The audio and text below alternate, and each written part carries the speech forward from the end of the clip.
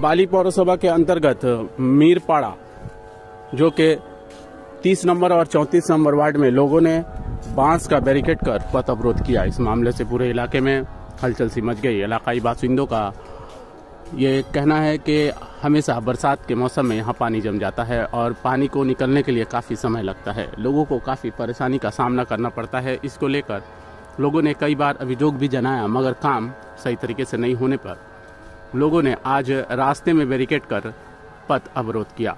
आइए देखते हैं इस मामले में क्या कुछ कहना है इलाकाई वासियों का न्यूज लाइन कोलकाता के माध्यम से। आज के आमादेर एखाने सबाइरा मिले होयेछे এই যে নালার যে অবস্থা হয়েছে, সবাইরা দিন রাত এখানে জল থেকে যাওয়া আসা করতেই থাকে।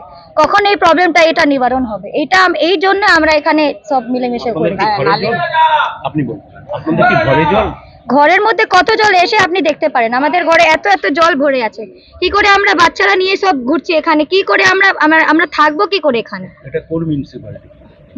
বালি মিউনিসিপ্যালিটি। এটা আপনার কোন জায়গা? এটা লিলুয়া মিরপাড়া আছে। আপনারা জানিয়েছিলেন? হ্যাঁ, আমরা কতবারে এইটা কথা আমরা এসকেলেট করেছি। ওখান থেকে কোনো অ্যাকশনই নেওয়া হচ্ছে না। 15 দিনে মমতা দিদি ইনি তো বলছিলেন কি 15 দিনে সব সাফাই হয়ে যাবে, সব জলের এই অবস্থা সব শেষ হয়ে যাবে। কি হয়েছে? কিছু হয়েছে? মিউনিসিপ্যালিটি কোনো কাজ হচ্ছেই না। কে করছে? আপনি দেখবেন কোনো কাজ হচ্ছে না। যদি কাজ হতো এখানে এরকম জল লকডাউন থাকতো?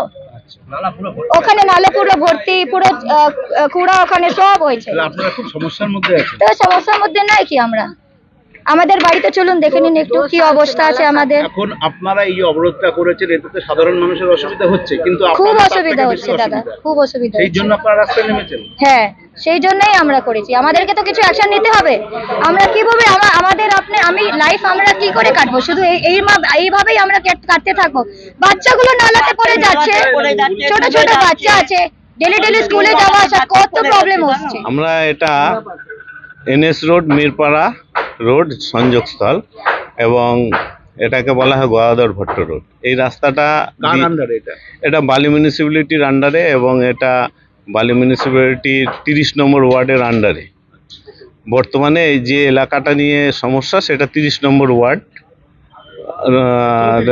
না 34 এবং 30 দুটোই এই দুটো ওয়ার্ডের আন্ডারে সংযোগস্থল। এটা আপনি এখানকার এমএলএ কে? এখানকার এমএলএ হচ্ছে আমাদের ডক্টর রানা চ্যাটার্জি।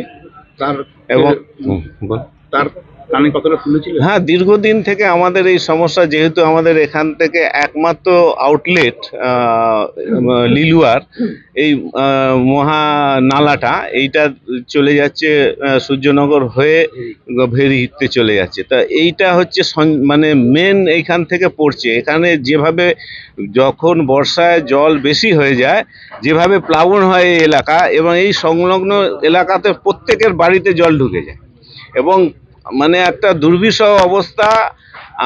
নিজেরা গিয়েছি আমরা বহুবার, আমরা গিয়ে দেখি এনাদের কি দুরবস্থা এবং আমার বাড়ির ঠিক তার পাশেই আমাদের বহুবার এবং বিগত 25/6 আমাদের এই 34 নম্বর ওয়ার্ডের যিনি সভাপতি অরূপ দাস, তিনি আমার সঙ্গে পরামর্শ করে একটা লিখিত অভিযোগও জানিয়েছিলেন। তার কোনো এখনো পর্যন্ত সদুত্তর পায়নি, এমনকি একবারও চোখের দেখা এসে কেউ দেখে যায়। এখানে তো বিদায়ী কাউন্সিলর একজন আছেন, তিনি এসেছিলেন না? তাকে বহুবার আমরা জানিয়েছি, তিনি আসেন, দেখেন, বলে যে হ্যাঁ করব, জানাবো। কিন্তু দেখুন এখন যেহেতু একটা আমাদের অস্থির অবস্থার মধ্যে আছে হাওড়া কর্পোরেশন এবং বালি মিউনিসিপ্যালিটি, এখনও সঠিকভাবে এটা দায়িত্বটা কোনো কাউন্সিলর পায়নি। যিনি দেখাশোনা করছেন মাননীয় সুজয় চক্রবর্তী মহাশয়, তার কাছে সঠিকভাবে পৌঁছাচ্ছে কিনা আমাদের এই সমস্ত অভিযোগ, এটাতেও আমি সন্দিহান।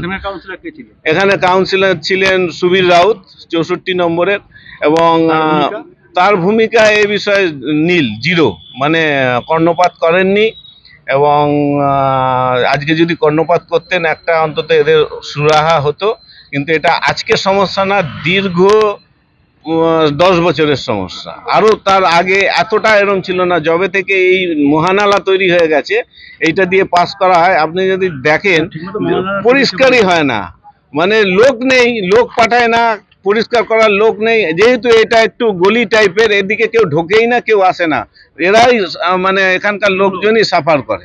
এইভাবে আমরা চাইছি, যেহেতু আমাদের মাননীয় বলেছেন, মুখ্যমন্ত্রী বলেছেন, কোনো মানুষের যেন এই বর্ষাকালীন অবস্থায় কোনো রকম অসুবিধা না হয়, এবং তিনি প্রশাসনিক বৈঠক ডেকে সবাইকে নির্দেশও দিয়েছেন, প্রতিটা মিউনিসিপ্যালিটিকে নির্দেশ দিয়েছেন যাতে মানুষের যাতে না অসুবিধা হয়।